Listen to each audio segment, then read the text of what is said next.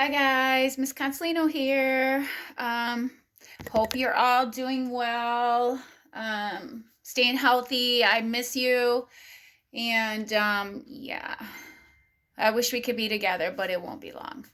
Um, so I wanted to come today. This is kind of for mostly for the parents, but I want my kids to help their parents out with this. I was thinking about like some of the fun things that I do in my classroom and some of the things that like are a routine for us and things that kind of really they love to do every day, like they love it. And so I was thinking, how can I replicate that at home to get it to you so that you can do it at home? And so I'm going to do like a few videos where I will be doing just a couple little different things that I do with them. It's better if I just show you what it is as opposed to really telling you all about it. But the first one I'm going to do is called Sight Word Hangman. And so, first of all, sight words. For those of you that don't know what sight words are, sight words are words that uh, kids will see frequently as they're reading. They're also words that are, for the most part, easy to sound out. And a sight word, in order for them to really get a good grasp of it, they have to say it as soon as they see it. So that's how you kind of know that they've mastered that sight word, is if like you hold the card up or whatever, or they're reading, and if they can say it right away, then they've got a good grasp of it. So that's what a sight word is.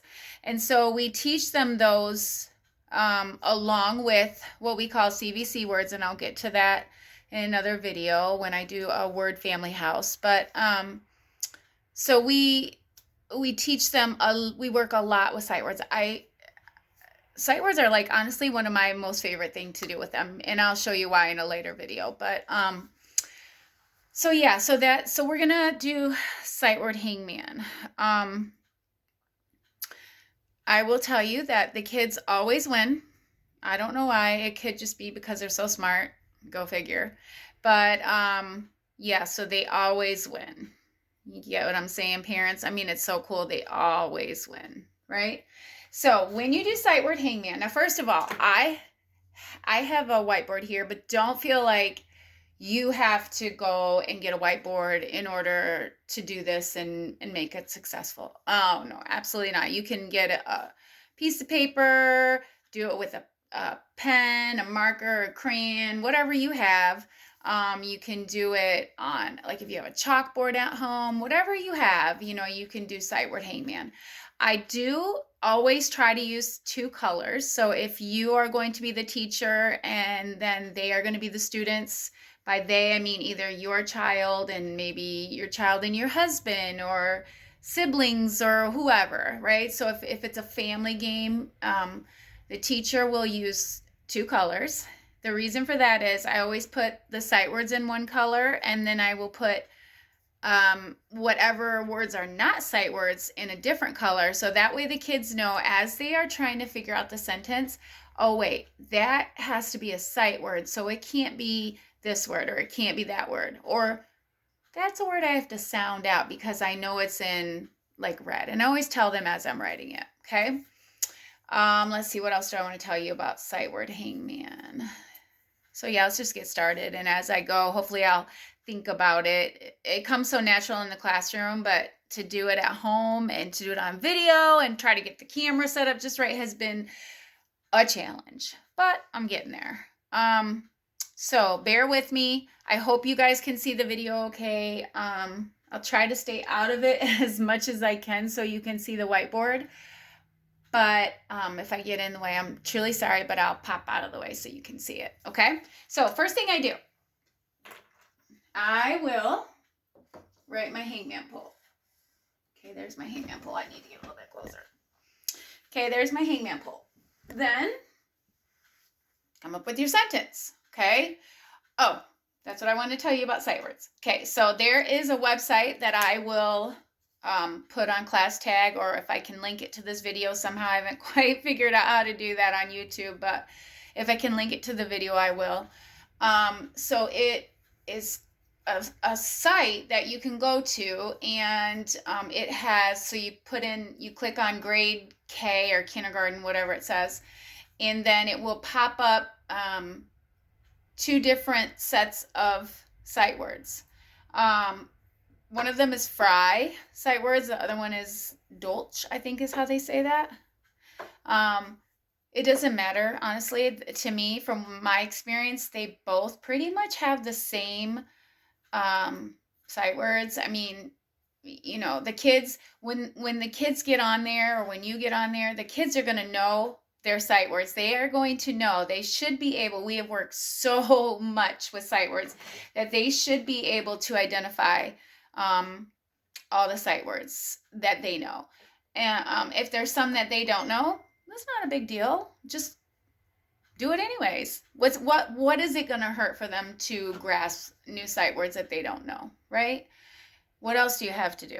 So if you're kind of struggling, like, what kind of sentence do I create if I don't know exactly what sight words are?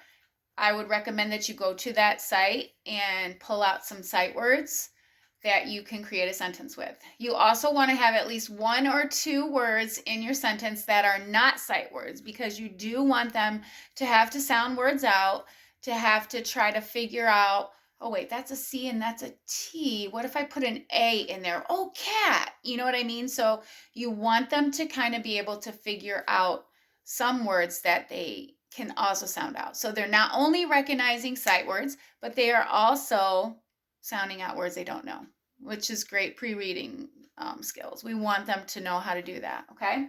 So my sight word sentence. So then I just do this. So I tell them, that's a sight word. That's a sight word. That's a sight word. That's a sight word. Anything in red is going to be a sight word. That's a sight word. Sight word. And then when I get done with my sight words, I'm going to make, don't forget your punctuation, right? Good readers and writers always notice and use punctuation, okay? Then, this is a really important part that I have found works really good. I always write my alphabet at the top. While you're writing the alphabet, make them say it with you because it doesn't hurt. So don't just let them sit there and not participate or watch you do it. They need to be a part of it too. So A, B, C, D, E, F, G. If they start to get ahead of you, slow them down. H, I, J, K, L, M, N, O, P, Q, R, S, T, U, V, W, X, Y, and Z. And always saying stop. Don't sing anymore. I make it silly and funny for them. Okay, so again, the red words are sight words. The green word is a word that they will have to sound out. Okay, so what you're going to do, let's say there's 3 of you playing. So maybe you're the teacher, mom, right? Dad is a student. I'm just going to throw out a name. Kellen is a student and Grandma's a student. Okay, so they're going to take turns, right? It's them against you, the teacher. Oh, excuse me. And remember, students, for some reason, they always win. I don't get it. I don't know. It's kind of weird. They're just so smart, you know? They're so smart. Okay, so I will call on Kellen first. So Kellen, give me a letter. And knowing Kellen, he would probably say I, right? Because Kellen would know that one letter word would have to be I or A. It's a sight word, right? So, yeah, I works. So then,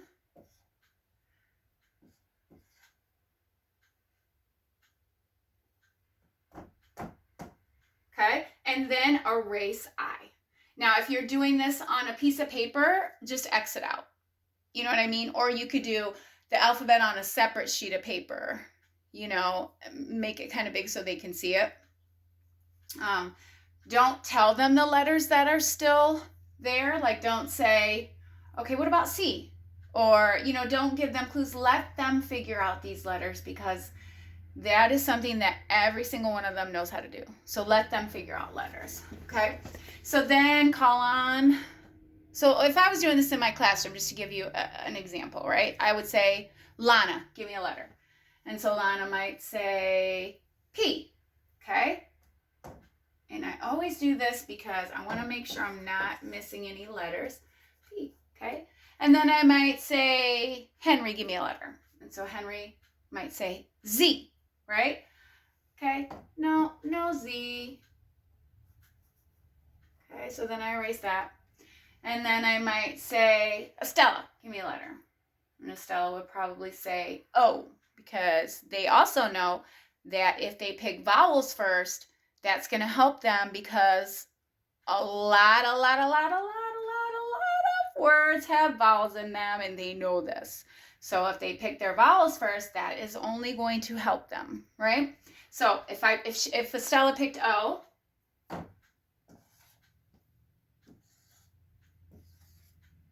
okay, and then I would erase O. And so you just keep going back and forth, back and forth. If they pick a letter that is not on there, you're going to create the body. Continue to create the body even if they're struggling, right?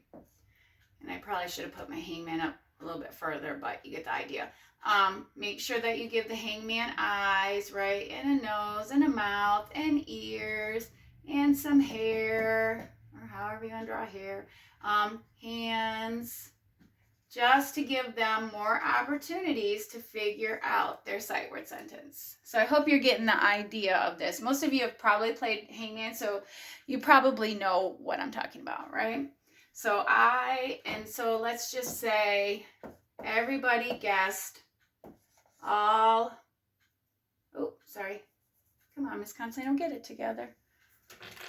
I don't have my eraser and it's driving me crazy.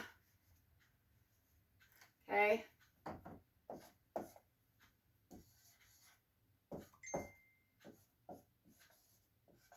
Okay, and then we have P. So then let's just say that they are stuck on this, right? Because none of those letters would fit there, right?